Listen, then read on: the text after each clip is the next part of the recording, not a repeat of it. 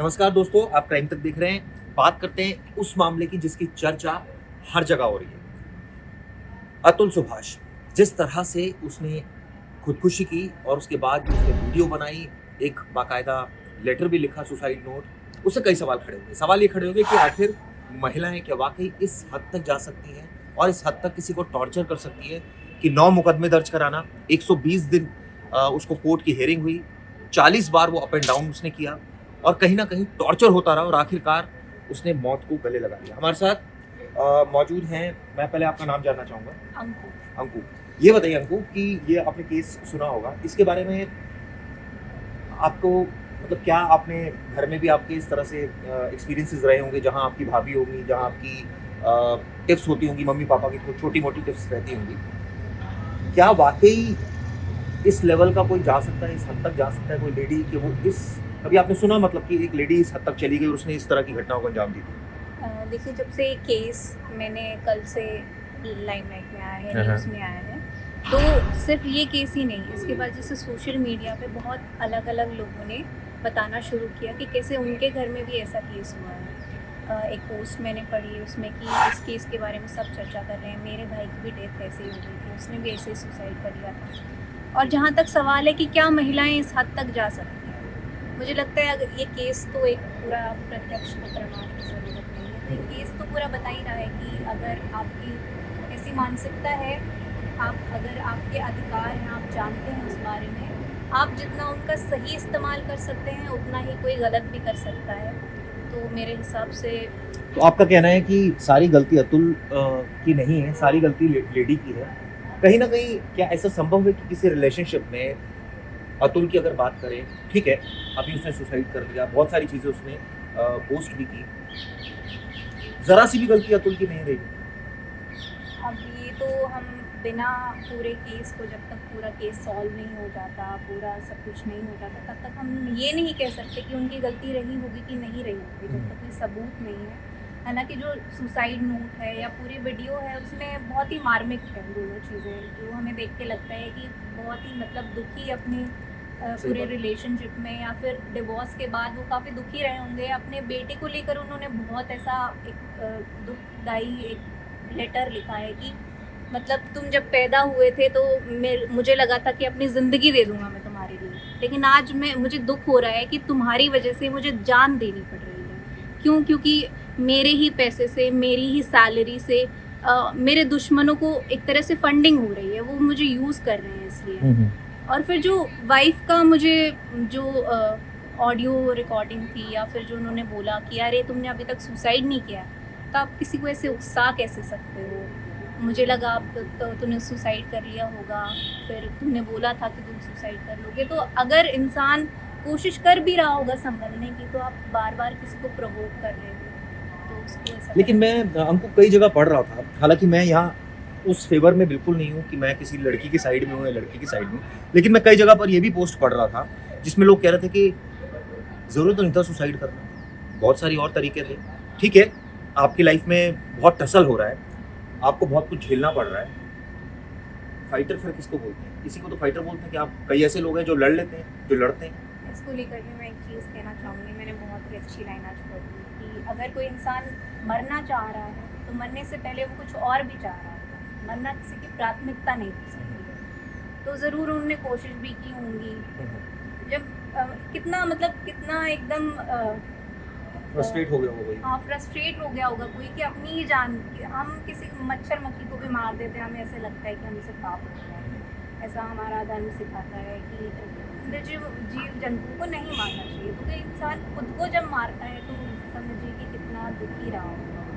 हालांकि सुसाइड किसी भी तरीके का सोल्यूशन नहीं हो सकता, लेकिन फिर भी एक उनके पर्सपेक्टिव से भी हमें समझ। चलिए मैं लड़की की बात करता हूँ। लड़की का मैंने बयान पढ़ा, उसने कहा 10 लाख रुपए की डिमांड की डाउरी की। एक लड़की का भी दर्द समझते हैं, ऐसा नहीं कि हम सिर्फ अतुल का दर्द समझेंगे, क्योंकि उसकी मौत हो गई, ऑब्वियसली हमें भी सिंपैथी है। और जिस तरह के अगर ये बात सच है सारी, क्योंकि जो हमें दिख रहा है हम उस पर रिएक्ट कर रहे हैं, ये बात ठीक है, और हो सकता है कि ज़्यादती हुई, मैं इसको इस पॉइंट पर नहीं आ रहा हूँ। लेकिन एक चीज़ हमने और भी देखी, इसके इधर एक और स्टोरी भी है, वो स्टोरी है निकिता।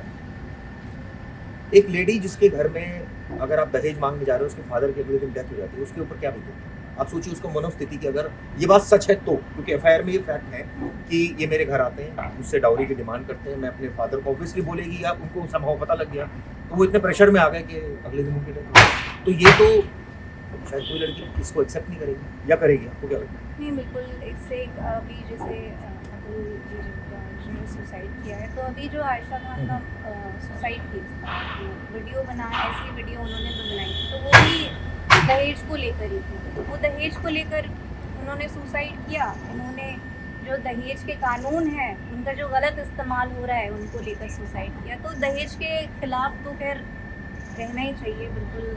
ये दहेज ये भी किसी तरह से जस्टिफाई नहीं किया जा सकता। नहीं, तो उस लड़की की मनोस्थिति के बारे में जानना चाह रहा हूँ जो जिसके फादर अगले दिन जिनकी डेथ हो गई।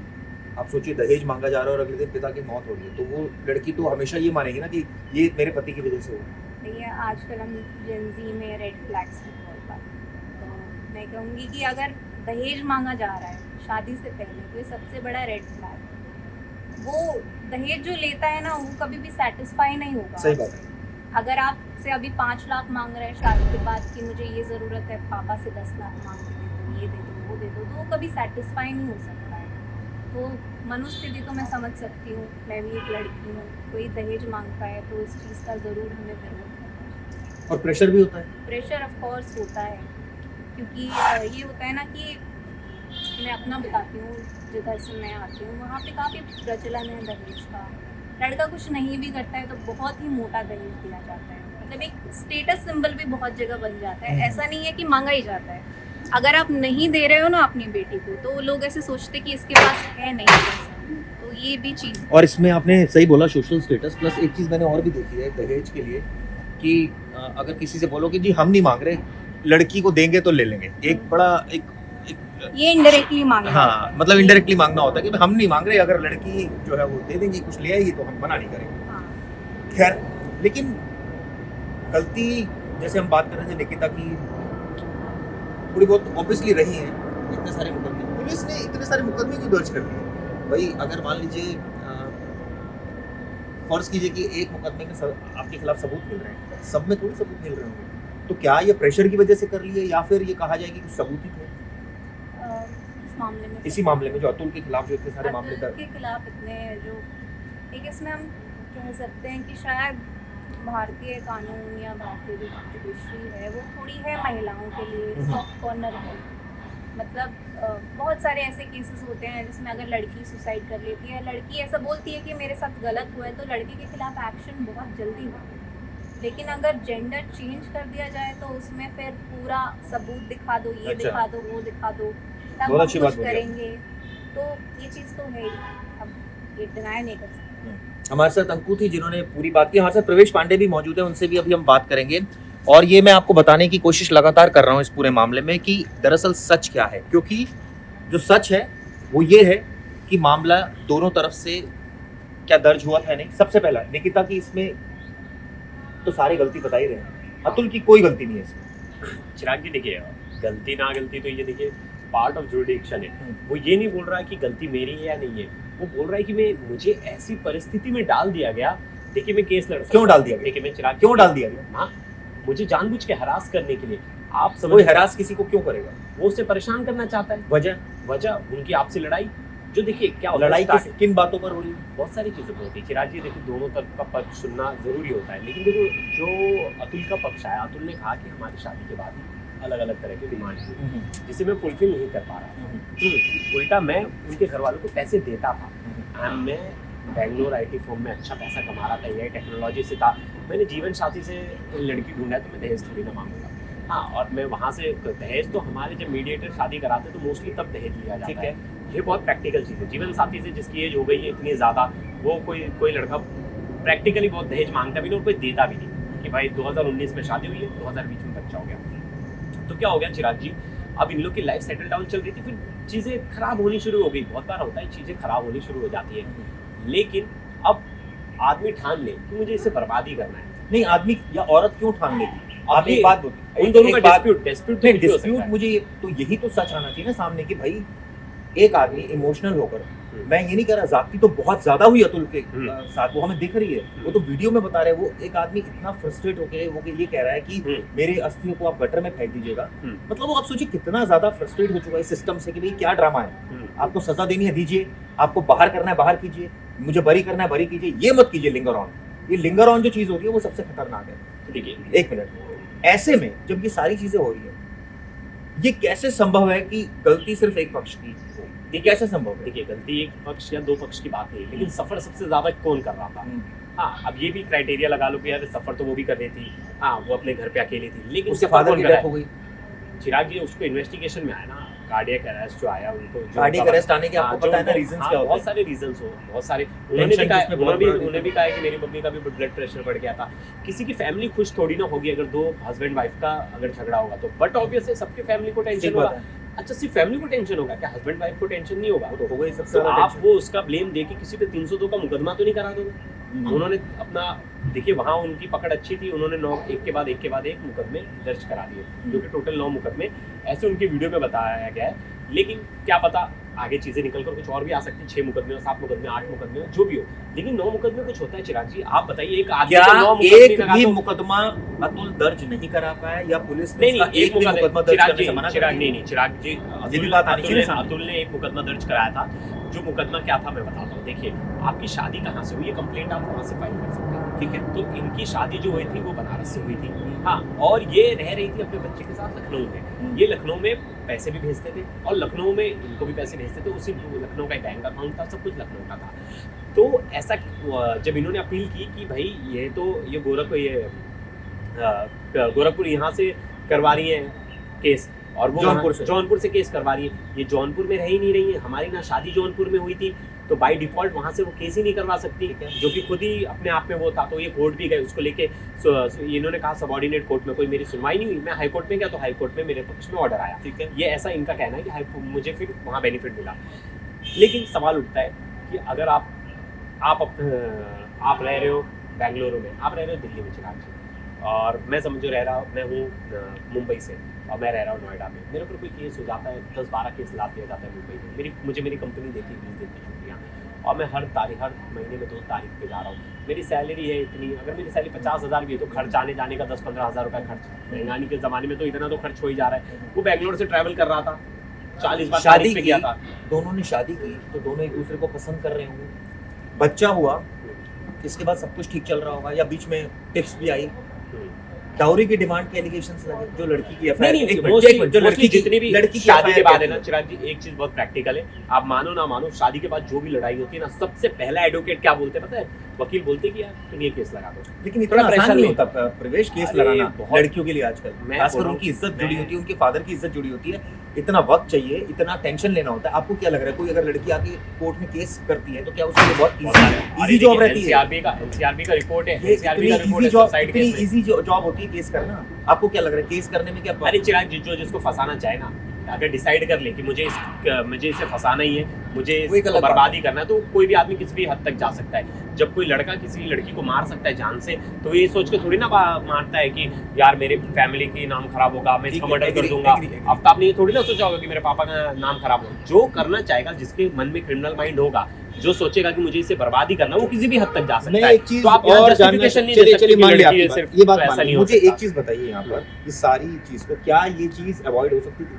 हाँ, हो सकती थी अवॉइड। प्रॉपर काउंसलिंग ऐसे टाइम में बहुत जरूरत है। हर कोई यही पूछेगा कि यार आप तो ये तो बता रहे दो, फैमिली का स्ट्रगल था, और बातचीत करने वाला, चिराग जी आपकी तकलीफ सुनने वाला कोई होना चाहिए, और उसको बैठ के काउंसलिंग करने वाला और मध्यस्थता करने वाला, मतलब मीडिएटर, कि वो दोनों को बैठ के चीज़ें समझाए, चीज़ें को सॉल्व करे। क्योंकि देखिए हस्बैंड वाइफ का झगड़ा आज के टाइम पे सबसे ज़्यादा हो चुका है, बहुत ज़्यादा हो चुका है। हाल फिलहाल में आप आसपास देखोगे कहीं ना कहीं कुछ ना कुछ चल रहा है। प्रॉब्लम ये होता है, रिजॉल्व करवाने वाले कोई नहीं, चढ़ाने वाले 10 लोग हैं। वो उसके साइड से 5 लोग चढ़ा रहे, इसके साइड से 5 लोग चढ़ा रहे। सबको अपना बच्चा प्यारा है, तो कोई अपने बच्चे को गलत नहीं प्रूफ करता।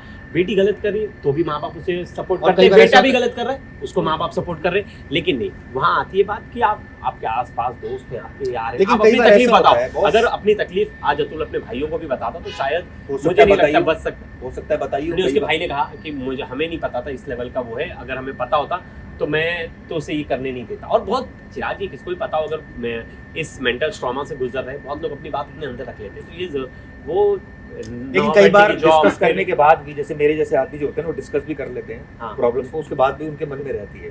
तो चीजें ऐसा भी होते हैं लोग, ऐसे भी लोग होते हैं। चीजें रहना ये ठीक है कि वो लेकिन टाइम के साथ वाइप आउट होती है, लेकिन एक ही तरीका है, आप काउंसलिंग, अगर दोनों की बैठ के काउंसलिंग हो, दोनों की चीजें समझाए, तो ना इतनी हार्श नहीं। क्या होता है चिराग, चलिए इस पे एक बार मैं अंकु से भी बात करूंगा। हाँ। हमारे साथ अंकु भी जुड़ी हुई है और उनसे भी बात करेंगे इस पर्टिकुलरली मुद्दे पर, जो ये अभी हम डिस्कस कर रहे थे, जिसमें प्रवेश ने बड़ा अच्छा पॉइंट वैलिड रेज किया कि डिस्कशन, अगर आपस में हस्बैंड वाइफ डिस्कस कर लें तो चीज़ें सॉर्ट आउट हो जाती हैं। लेकिन ईगो भी तो बहुत बड़ी चीज़ है ना दोनों के बीच में, और फिर ईगो की लड़ाई हो जाती है, और ऐसे में वो कहता है मैं क्यों बात करूँ, वो कहती है मैं क्यों बात करूँ। तो आपको लगता है कि ये एक बहुत मेजर इशू है और अपमान कोई नहीं झेलना चाहता? हर किसी का कैरेक्टर और हर किसी के इमोशंस पर रिएक्ट करने का जो होता है वो अलग होता है, हर कोई अलग तरीके से रिएक्ट करता है। तो हस्बैंड वाइफ में अगर कम्युनिकेशन गैप है और अगर बीच में किसी और की एंट्री हो जाती है, जैसे कई बार हम देखते हैं कि लड़की के घर वाले होते हैं या फिर लड़के के घर वाले होते हैं, अगर दूरियां बढ़ती जा रही हैं और वो बीच में अपने सजेशंस या एक तरह से इधर से कान कोई भर रहा है, उधर से कान कोई भर रहा है, तो फिर उसमें चीज़ें सॉल्व होना थोड़ा मुश्किल तो हो ही जाता है। फिर आप में हमेशा मिसकम्युनिकेशन होता है, आप कभी भी कोई भी इस इशू को वैसे डिस्कस नहीं कर पाओगे, क्योंकि अलग अलग फैक्ट्स, कोई किसी ने कुछ बताया होगा, किसी ने कुछ बताया होगा, और वो सच होगा जो वो कहीं और ही छिप जाएगा, तो वो ज़्यादा मैस हो जाएगा। कई बार ऐसा भी होता है कि हम देखते हैं कई केसेस में कि जैसे मुझे याद है भी एक इंटरव्यू हाल ही में आया राघव चड्ढा का, जिन्होंने परिणति के बारे में एक बात बोली कि भाई अगर खुश रहना है तो मैं तो चुप रहता हूँ, मैं अपनी गलती मान लेता हूँ। तो ये एक अच्छा एक वे आउट है। मुझे नहीं लगता कि चुप रहना चाहिए, क्योंकि मैंने बताया कि कम्युनिकेशन होना बहुत ज़्यादा ज़रूरी है, वरना फिर आप में हमेशा दूरियां बढ़ेंगी और जो चीज़ जैसी है नहीं वो वैसी दिखने लगेगी। लेकिन आपने एक शुरू में भी तो बात की थी, बोले एक नेचर होता है, किसका कैरेक्टर होता है, तो कई बार तो ये भी दिक्कतें आती हैं कि भाई आदमी कहता है मैं इससे नीचे नहीं जा सकता, बस ये मेरी लास्ट लिमिट है, मैंने तुमसे 4 बार बात की, 5 बार की, 6 बार की, लेकिन अब मुझे लगा तुम इंटरेस्टेड ही नहीं बात करने में, तो मैं बार बार तो नहीं आ सकता। एक की लिमिट 6 है, एक की लिमिट 7 है, एक की लिमिट 10 है, ऐसा भी होता है। बिल्कुल, अगर ये कंपैटिबिलिटी की बात होती है, अगर किसी की है तो बहुत अच्छी बात है, अगर नहीं है तो फिर इसलिए डिवोर्स होता है, इसलिए तो ये सारी चीज़ें, थैंक यू हमको, आपने बात की हमसे इस मुद्दे पर, हमने बताया किस तरह से अतुल के केस में क्या क्या रहा होगा। हालांकि देखिए मेरा मकसद ये नहीं है कि मैं यहाँ पर अतुल की बुराई करूँ या निकिता की बुराई करूँ, लेकिन मेरा मकसद ये ज़रूर है कि सच्चाई सामने आनी चाहिए, क्योंकि ताली कभी एक हाथ से नहीं बचती है, थोड़ी बहुत गलतियाँ रही होंगी, लेकिन ये बात सच है कि अतुल के साथ ज़्यादती कुछ ज़्यादा हो गई। क्योंकि अगर किसी के खिलाफ एक के बाद एक मुकदमे दर्ज कराते चले जाओ और उसको कोर्ट के चक्कर काटते चले जाओ और जज के सामने ये तक बात हो जाए कि ये तो कह रहा था सुसाइड करूँगा, बड़ी बड़ी बातें कर रहा था, आप उसको प्रोवोक कर रहे हो, तो मुझे लगता है ये तो कहीं से भी ठीक इसको नहीं कहा जाता। खैर, इस मुद्दे पर क्राइम तक की नजर रहेगी, आगे भी हम इस पर वीडियो करते रहेंगे। ये वीडियो किस लिए की जरूरत है।